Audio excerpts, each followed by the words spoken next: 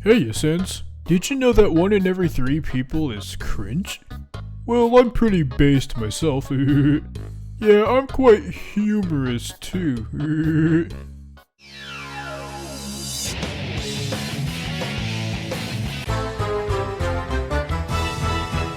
Briefly before we start the video, I want to give my thanks to all the support in helping me reach 100,000 subs. We're so incredibly close now that we basically already reached that goal. I'll be getting a Q&A video out once I reach it to celebrate. Alright, so normally when there's a glitch that gets sent to me, I just sort of cover it in my random Smash Facts videos, giving it a couple minutes or so to highlight a few things about it. But Burbo, the person who linked me this glitch in the first place, did a ton of testing for it as well, and well, a lot of things were discovered. Way too many to squeeze into a random facts video. So here's its own exclusive showcase. The video that showed us this glitch was discovered by Mr. JJ. I'll be sure to link it in the description too, so props to them for this. Now first, let's cover how you even get this to happen in the first place. After a ton of testing and whatnot, Burbo and I were able to discover a method to very consistently get this glitch to happen. First, get Link his final smash, then spawn Knuckle Joe behind the opponent. Pick it up, buffer a back roll, then buffer the final smash input.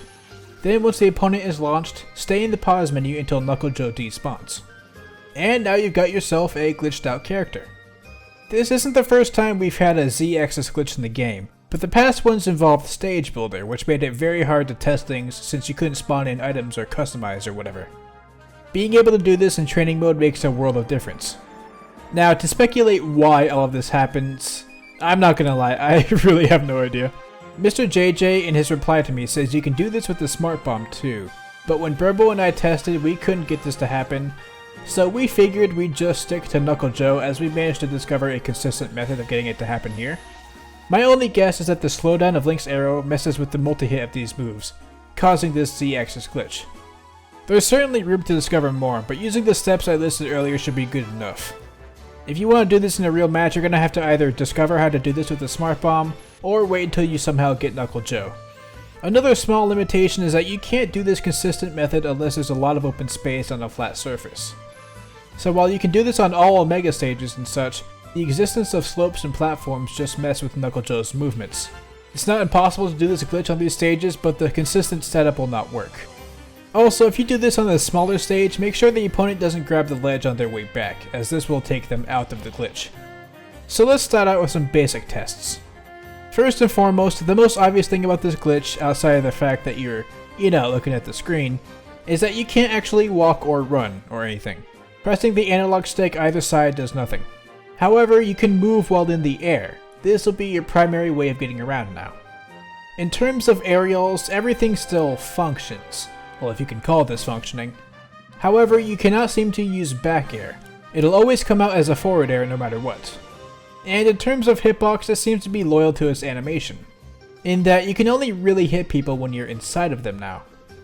But we did discover that the Belmonts can input their back airs. However, only if you input the angled variants of it.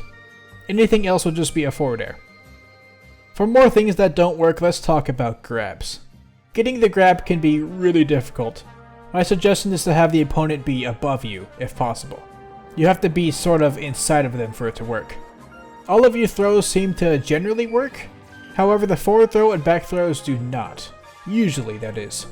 If you buffer your throw out of a pummel, then they work. But only the back throw. If you input a forward throw after the pummel, it'll just end up being back throw. Oh, and the pummel just straight up doesn't work either. At least for Ness. Also, a very important thing to note is that when you grab someone while glitched out, they too will be glitched out. We'll touch up a bit more on this later. Side tilts seem to reset your glitch state as a whole. However, some characters have side tilts that aren't exactly side tilts, and thus they do not reset the glitch. That's, of course, Mega Man, whose side tilt is basically just his jab, but walking. So in this case it's just his jab since he can't walk. And Min Min, who's basically in the same boat. Side specials also seem to reset your glitch state. Unfortunately, this does include Ridley's side special, so we can't really combine this Z-axis glitch with our past mentioned T-pose glitch. However, like with side tilts, there are some side specials that don't reset your positioning. Min Min is here again. I guess her moves in general are really unique. But we've also got Kirby. It's hard to give a reason why, since other similar moves are in other inputs, so they're supposed to not do anything to you, but yeah. Also, very important note, characters like King Dedede seem to not get glitched if you do the setup as I said before, with just one back roll. Instead, you have to use 2 back rolls. Using 2 back rolls works for everyone as well, but I guess only 1 back roll doesn't work for everyone, just so you know. And lastly, for the things that fix the glitch, we look at the Shotos, whose auto turnaround mechanics just negate it. So if you want to do this glitch with them, you have to make Link the CPU, and make there be multiple of them, thus removing this mechanic. And while we're on Terry, both of his side specials seem to work here, without taking him out of the glitch, which is pretty neat. But I couldn't really seem to get any of the input variants. I also tried with his Go meter moves, but I was never able to input them while glitched. Now, I'm not incredibly confident in my input combo abilities, but I'm confident enough to know that I should have gotten the input right at least once in my testing, so that's pretty weird. Now for some miscellaneous tests. Caping a glitched opponent causes them to look backwards, but then they snap back to their original position almost immediately. When you do this glitch with Game & Watch, he'll actually look like this, since normally he is 3D. I've mentioned this on his channel too before. But when his model changes when he uses certain moves, like Neutral B, he'll become 2D. And yeah, we see how this looks. You can see him normally in his 8-bit shadow though, so that's cool. In the past, I've gone over how certain stages like Duck Hunt will make everyone be 2D in the camera. However, the effect here is like with Game & Watch, and they're not actually 2D, which we can see when we test the glitch in Duck Hunt or anywhere else, so that's also good to note. Another fun thing to note is when you mess with the CPU options. Now I got some mixed results to happen, like sometimes when I set them to run or walk, nothing happens, and then when I set them to CPU, they stay in their shield with this weird white smoke coming from their feet. Other times when they're set to CPU, they'll actually move around like a CPU. But then when I set them to run, the shield and smoke thing happens again. Altogether, the game clearly does not know how to handle the character when they're glitched out, which is pretty funny. When you do it with Rosaluma, chances are Luma will get KO'd from the setup, which is all well and good. When they return though, yeah, they seem to be having a little bit of trouble. If you use Neutral B or something, then call Luma back, they seem to go back to normal. But here, I hit Rosalina on accident trying to tap Luma, which made Rosalina go back to normal. But, I guess in doing so... Oh, speaking of not being alright, if you do a smash attack as Olimar, you'll notice that the Pikmin goes to the ledge first before returning. Actually, the Pikmin seem to do this pretty frequently when they're trying to return to Olimar. Testing it on a larger stage, we can see that the Pikmin are supposedly trying to return to Olimar, they just sorta run off into the distance? They're dead now. Now, if you start moving around after the smash attack, they will seem to gravitate back towards you. Otherwise, though, they'll just run into the abyss. Lastly, for this section, you may have been wondering about projectiles, right? Well, watch what happens when I shoot Samus's Charge Beam. It shoots at the screen, but doesn't go anywhere. It's still very active throughout its duration. And if we do this with a projectile that lasts longer, like the Thunder Jolt, we see it stay there longer, which is honestly a really effective trap. But this type of mechanic brings me to the next section, items. Remember how I said grabbing an opponent will bring them into the glitch state? You can kinda relate this to items. That is, if someone glitched picks up an item, that item becomes glitched too. A ton of things can happen from this, like the X-Bomb will look super wonky, the Bullet Bill will stay in one spot, the drill will act like it's run into a wall eventually exploding, etc, etc. Then some items seem to act normal, like the Smart Bomb or the Rocket. Some interesting things to note are that the Dragoon will act as normal, but not take you out of the glitch. Same with the Warp Star. However, battering items, when you use a smash attack, do seem to take you out of the glitch, even though smash attacks normally don't do this. Also, Daybreak will become glitched too, which is really stupid looking. The back shield seems to stay in the center of your character. For certain moves, this means the back shield will never function. Other times, it'll still work, but only if you attack where the shield is facing. And if you attack from the other side, it just straight up doesn't work. So overall, pretty ineffective. Now, the Gust Bellows seems to be a pretty character-specific thing. Like, with Young Link here, it shoots the wind from the left.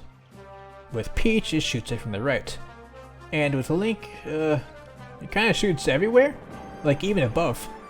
Lastly, for this section, if you throw a Pokeball while glitched out, the Pokemon will not appear glitched, unfortunately. And the same is true for assist trophies. But remember that grabbing makes the character become glitched, right? Now grabbing an assist trophy can be really difficult, since getting hit removes you from the glitch state. If you use Super Umber Spirits, that could help you out quite a bit, but I don't have any of those, so I just used a Superstar. Now when I normally tried this with Sukapon, nothing happened. However, when I grabbed him and then threw him, he did appear to be in a glitched state. He was having a very hard time moving or doing anything. So it seems that throwing the assist trophy is a necessary step. Even then though, it seemed like there were plenty of assist trophies that just did nothing, which was pretty disappointing. In regards to Pokemon, specifically Ditto, getting to grab him was a huge pain due to how precise it is to get a grab while glitched. But since Ditto himself is basically just a CPU, I could say with some good certainty that he can be glitched out, if you manage to somehow grab him. Now there's one other item that's really worth testing, that being, well I guess it's not really an item, Final Smashes. Cutscene Final Smashes will generally keep their user in their glitched out form, which has a lot of consequences. Like with Falcon, using it makes the opponent glitched, and they get sent only vertically. For Hero, while he'll look fine in the cutscene, the effects are the same as Falcon's. And most cutscene typed Final Smashes function like this too. Using Mii Brawler's Final Smash will just make him straight up miss the multi-hits, which is hysterically anticlimactic. But afterwards, Mii Brawler will be out of the glitch state. Ike's Final Smash on the other hand will function just fine, and no one will be glitched anymore afterwards. And as you can imagine, horizontal Final Smashes definitely don't go horizontal anymore. They can still kind of work if the opponent is like directly inside of them, but generally they ain't looking so good. And what is possibly the best glitch Final Smash is Game & Watches. Just watch. I can't actually move to the side, only up and down. Normally the Final Smash moves to the side automatically, right?